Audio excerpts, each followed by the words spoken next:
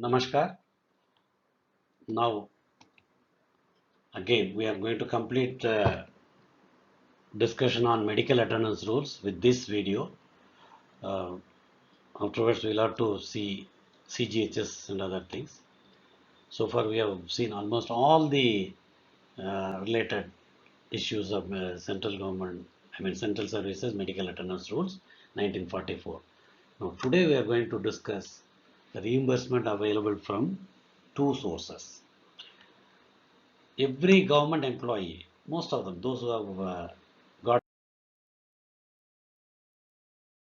experience in medical claim, etc., will have a grievance that I have spent this much, but I got only a little lesser amount. Full amount was not given to me. This is normal yawning of our. It is people say grievance that government has not, department office has not given me full amount. This is normal thing because reason is government fixes rate once in a while. They try to do, but the process, tendering and other things, it takes longer time. So even intervening period, remember shortest period is itself some 4 years, 5 years. By the time the rates will be very different.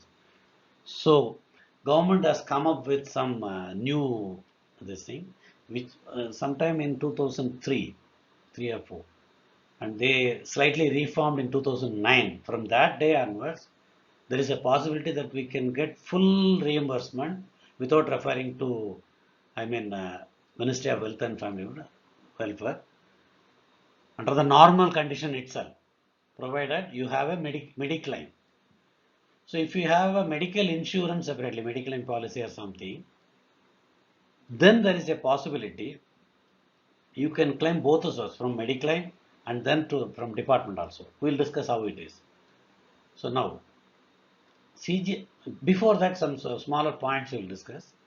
CGHS approved rates are applicable to beneficiaries under CSMA rules also. If no rate is available under the said rule. Suppose for a particular treatment, CSMA rule does not give any rate. So CGHS rate will be automatically applicable for the place where they are working or where they took treatment. Okay, now they have taken treatment in some district of a state, and in that state district you may not have a CGHS thing. So, but state headquarters there is a possibility CGHS will be functioning. So the for that state, whatever CGHS rate is applicable in that state is applicable everywhere within the state, not only in the city, in all the district and all the locations. Assuming that in a particular state no CGHS facility, let us say. Nowadays they have covered most of them. Maybe in Northeast region it may not have been covered. I have to check. Recently they opened lots of CGHS facilities in every state. In case that is not there, the neighboring states CGHS rate will be applicable. That is what this rule says. All these things I am discussing now because this you will be able to use it for even two source claim also. And the package rates approved for CGHS beneficiaries are applicable to semi-private ward eligible employees. We have already seen in another video that 36,500 at above, 50,500 below. Those basic pay level, those employees are entitled to take semi-private ward. Normally semi-private ward is in a private room, two patients will be allowed. Private ward is entirely exclusively separate room for a patient like that. General ward, many people will be something like a hall. You might have seen in general hospital and other things. It will be more than 5-6 people or 40-50 people also. That is what general ward. Now the rates for every city wherever CGHS is functioning are finalized, and the rates for every treatment, every test, everything they will list out. I can give you the site ID etc. for checking the rates also. I will make it separately when we discuss CGHS rules. And whatever rates approved are applicable for semi-private ward treatment. So people who are taking eligible for semi-private ward, the rate as it is applies. If the person is eligible for private ward, so the rate will be raised by 15%. So suppose 100 rupees for some test. So for private ward person, it will be 150. Normally, it is not applicable for test and other things. When it is treatment, this is 100% applicable. And for general ward, the rates whatever is quoted will be reduced by 10%. So if the some procedure is costing 1000 rupees, for general ward people, it will be 900 only, something like that. Okay.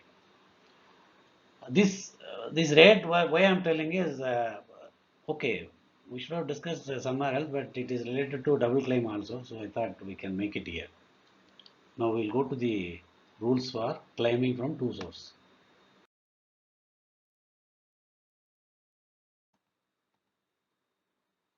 Reimbursement of medical expense under CSMA rules and CGHS two sources. The order number is this: Ministry of Health and Family YM number dated 19th February 2009. Under this order, this is allowed in a very relaxed manner because 100% reimbursement is possible under this order. Earlier, there was some lacuna which was rectified in this order. In a great relief to beneficiaries of CGHS and CSMA rules, government has decided to allow claim for reimbursement from medical insurance and also from government. How? Let us see.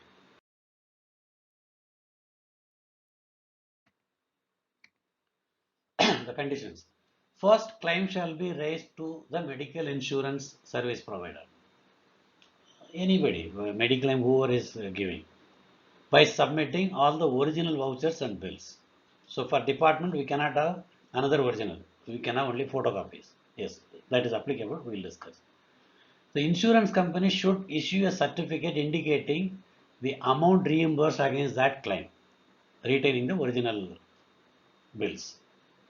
And certificate, whatever they are issuing, will be addressed to the director CGHS for pensioners.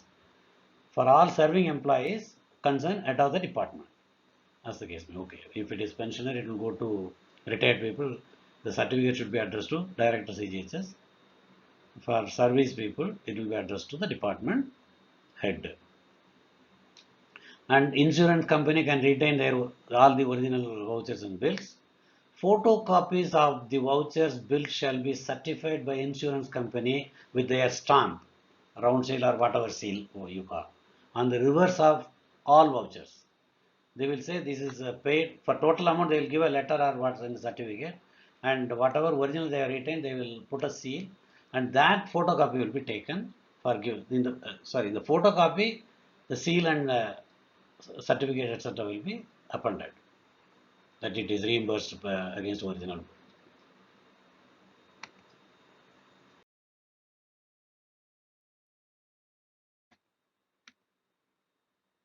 Now, certified photocopies shall be submitted by the beneficiaries to the department. If pensioners, it will go to director CGHS, and they can claim based on the photocopy of the claim because originally they already submitted to insurance company and got the reimbursement.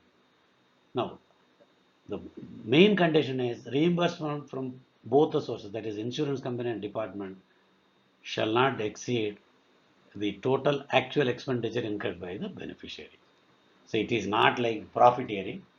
Whatever you spend, you will get from both the sources because this restriction of rates etc. will not deprive you of the balance amount. So because you have got an insurance, both can be used. This is a very good facility. I think one should think of doing this so that they do not incur any loss in the treatment. Now, how it is done, let us see.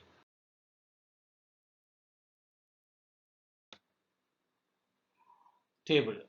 Now, I have made one small example. It is only an example. It's not actual this thing. Suppose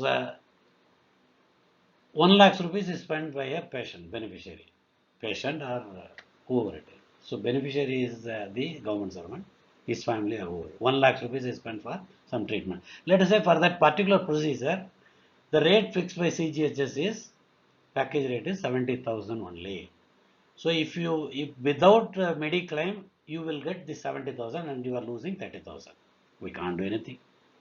Now you have a Mediclaim policy, and so originally you can submit first to them, asking them, you give me photocopy certificate one, I will claim from office balance. So they say out of 1 lakh, so we will pay only 55,000. They will also restrict some reasons, all those things. With so they have paid 55,000.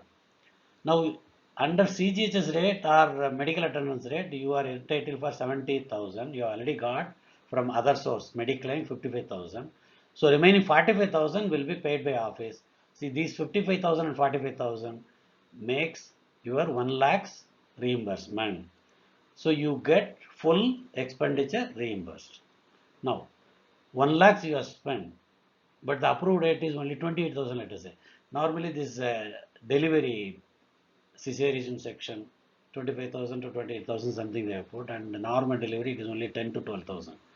Which hospital takes 10 to 12,000 nowadays? Even normal delivery they will charge 30 to 40,000, and cesarean will be 1 lakh or something, 75,000 to 1 lakh depending upon the place. So let us say something like that. This rate approved is 28,000, but you have spent 1 lakhs, let us say, and the Mediclaim has given you 60,000, sorry, 60,000 they have given. Now government will give 28, so you get totally 88,000. You are incurring a loss of 12,000. Your loss is now reduced. In any case, you will not get more than the expenditure incurred. But within the this is an example. This is how they will be processing. So it is better to have Mediclaim also to ensure there is no loss of expenditure in your medical treatment. Now with this we have completed CSMA rules. We will see in the new video, we will discuss in that CGHS facilities. Namaskar.